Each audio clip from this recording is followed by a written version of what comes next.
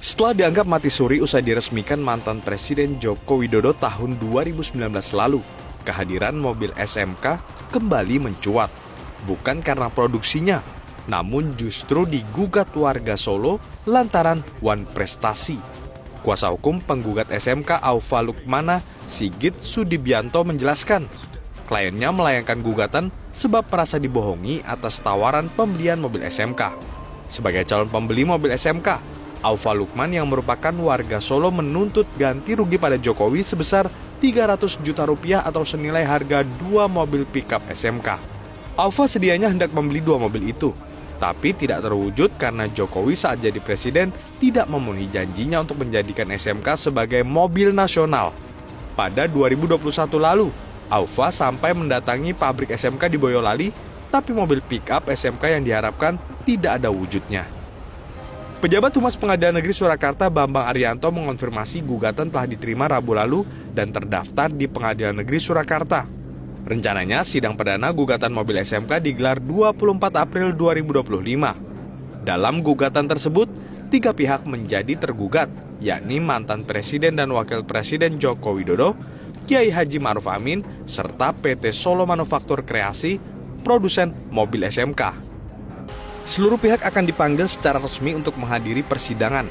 Sementara belum ada tanggapan dari pihak produsen mobil SMK.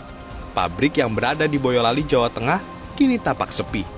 Pihak keamanan setempat menyebut aktivitas pabrik tertutup untuk umum. Keaslian ijazah mantan Presiden Jokowi terus dipertanyakan. Seperti janji-janji yang ia pernah sampaikan ketika dia berkampanye bahwa mobil SMK yang ia kadang-kadang akan menjadi mobil nasional ternyata sampai sekarang tidak ada dan menjadi mobil gaib. Dari tayang tersebut kita dapat menyimpulkan jika janji-janji yang ia pernah sampaikan kepada rakyat Indonesia bisa saja palsu, kenapa tidak dengan ijazahnya? Tentu saja publik semakin tergelitik akan bukti-bukti yang semakin terkuak satu persatu.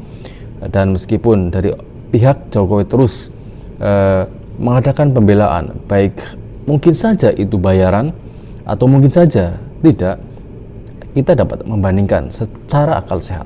Oke? Seperti apa video baik dari tim pembela Jokowi atau oposisi dari Jokowi. Pertanyaan saya begini, kenapa UGM merasa perlu untuk memberikan respon terhadap laporan dugaan ijazah palsu Presiden Joko Widodo? Memastikan keaslian semua ijazah alumni yang dipertanyakan khususnya untuk Joko Widodo. Baik, kami di Universitas Gadjah Mada khususnya di Fakultas Kehutanan, setiap mahasiswa punya dokumen yang disimpan di kami. UGM. Setiap angkatan kemudian per orang begitu, jadi itu semua terdokumentasi dengan baik di Fakultas Kehutanan sehingga untuk hal-hal yang seperti ini sebenarnya kalau benar asli itu sangat mudah untuk ditunjukkan. Dokumen mulai dari pendaftaran, kemudian juga bahkan sangat mudah sebenarnya.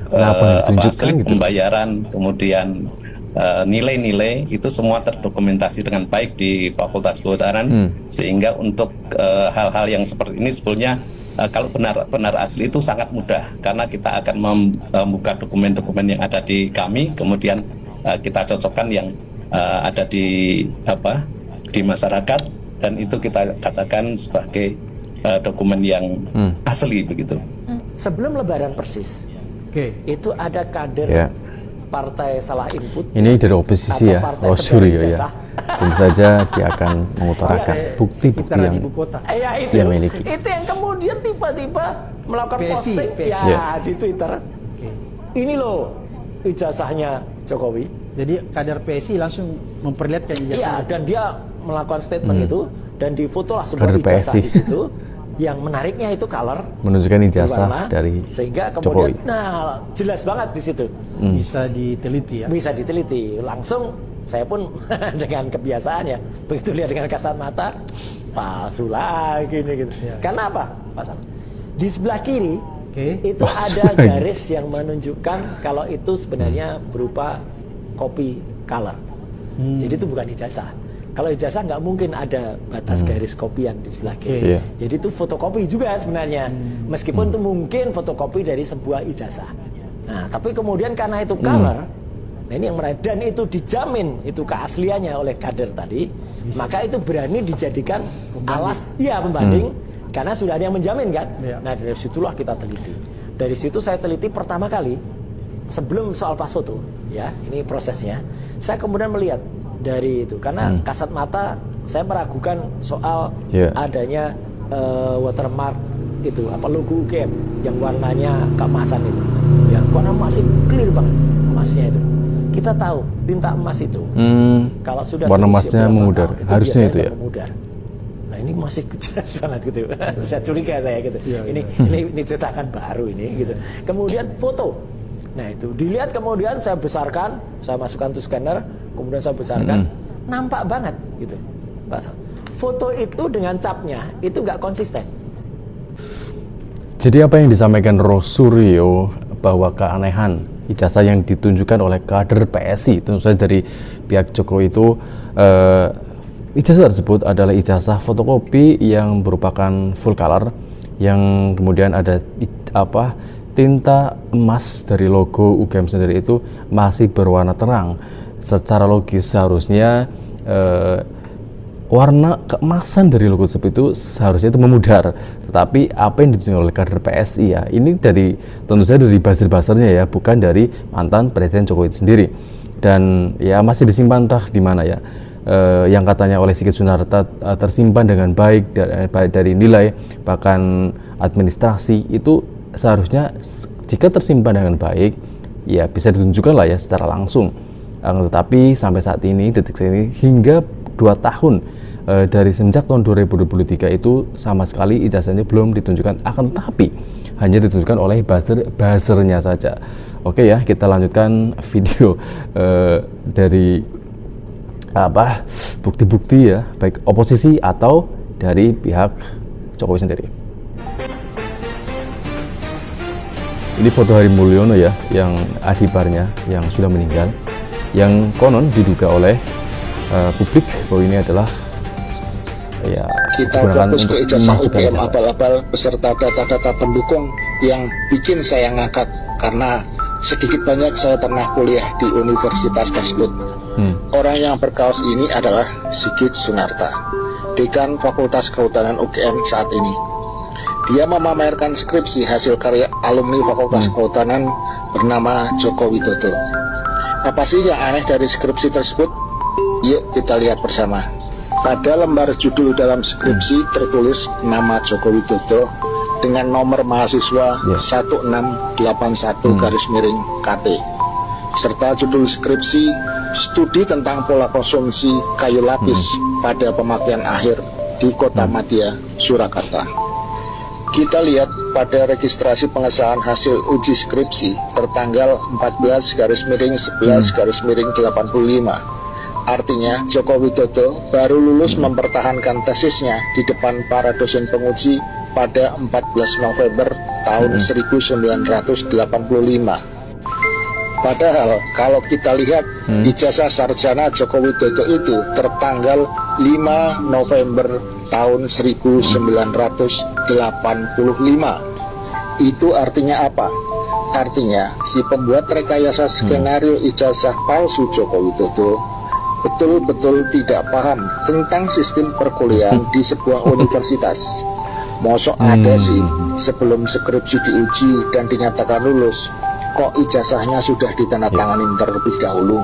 Padahal dari ujian skripsi, seorang itu bisa dinyatakan lulus atau tidak itu masih harus menjalani tahapan yudisium, atau istilah awamnya adalah proses mahasiswa sebelum diwisuda setelah berhasil atau lulus ujian skripsi, dan itu masih perlu waktu antara 5 sampai 6 bulan.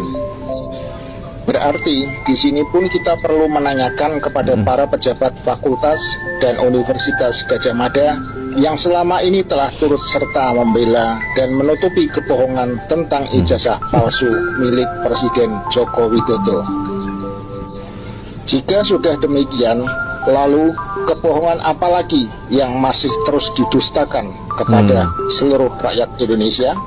Jadi gini ya, dari kronologis tesis skripsi yang keluar itu sebenarnya itu udah keluar pada tanggal 15 November 1985, tetapi ijazahnya justru keluar sebelumnya. Jadi ijazahnya dulu ya yang dikeluar. Jadi untuk bahasanya aja dia aja nggak ngerti ya tentang kronologi keluarannya ijazah itu nggak ngerti ya. Terus cuma sekedar ya memberikan bukti tanpa tahu seperti seharusnya yang terjadi ya.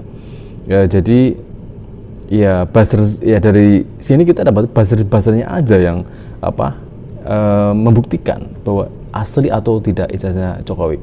Tetapi ini sangat disayangkan ya, di bahwa negara demokrasi seharusnya kita bebas bersuara dan kemudian memberikan ya sebagai mantan presiden gitu ya. Kenapa nggak langsung gitu? Ini loh, seharusnya titik simpulnya kan dari mantan Presiden Jokowi. Jika demokrasi kita ya baik-baik saja, kenapa nggak dia menghentikan? Ini loh ijazah saya asli, langsung ya dia sendiri yang harusnya menghentikan. Jika memang asli, kenapa dia harus mengarahkan para buzzer? Tentu saja kita tahu ya bahwa Ridwan Kamil waktu itu pernah mengatakan dia pernah dibayar oleh Jokowi untuk sekedar nyinyir. Dan kemudian dia harus mengeluarkan tentu saja uang yang sangat banyak untuk membela tim advokat hanya sekedar untuk membuktikan atau menghentikan atensi atau statement dari publik bahwa itu adalah ijazah asli atau palsu. Kita lanjutkan ya video selanjutnya.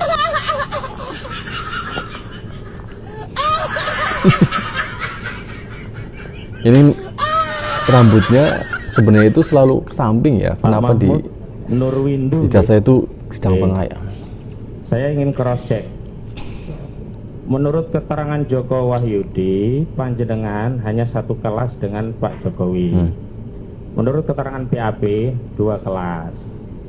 Menurut keterangan di persidangan, ini 3 kelas. Yang benar yang mana? Yang benar yang sesuai fakta persidangan yang mulia. Oke. 1, 2, 3. Baik. Kelas 1, kelas 2, kelas 3. Baik, keterangan Anda bertentangan dengan BAP dan bertentangan dengan Joko Wahyudi. Oke, saya lanjutkan. Ini adalah sidang pertama waktu itu yang dipimpin oleh pesang penggugat Bapak Kozinudin yang sudah kita tahu secara mati-matian membela rakyat Tangerang ketika PIK 2 waktu itu yang sedang viral.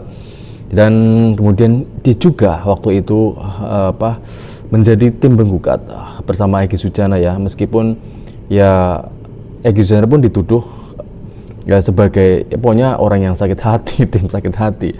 Tetapi sebenarnya sekali lagi ini adalah demokrasi. Kenapa setiap suara itu seolah-olah dibungkam dan tidak boleh dikeluarkan? Jika memang tidak boleh keluar statement negatif, kenapa tidak dihentikan? Seperti itu sebenarnya intinya, hingga masalah ini tidak berlarut. Dan dari saksi kunci yang katanya adalah mantan teman sekolahnya waktu SD itu, di BAP itu Jokowi itu nggak terlalu pinter-pinter amat ya, tetapi ketika sedang berjalan sidang dia itu mengatakan bahwa Presiden Jokowi itu ranking 1 terus gitu. Jadi itu berbanding terbalik dan kontradiksi dengan yang ada di BAP. Dan tentu saja ini menjadi sebuah pertanyaan publik, apakah benar ijazah mantan Presiden Jokowi itu asli? Dan publik selalu mempertanyakan, dan kecerdasan publik pun akan terus mengulik akan bukti-bukti bahwa ijazah Presiden Jokowi bisa saja palsu, ya bisa saja, baru diduga kan, karena Indonesia menggunakan asas tak bersalah, yaitu praduga tak bersalah. Oke. Cukup sekian video tentang ijazah palsu atau tidaknya mantan Presiden Jokowi. Sampai jumpa di video selanjutnya.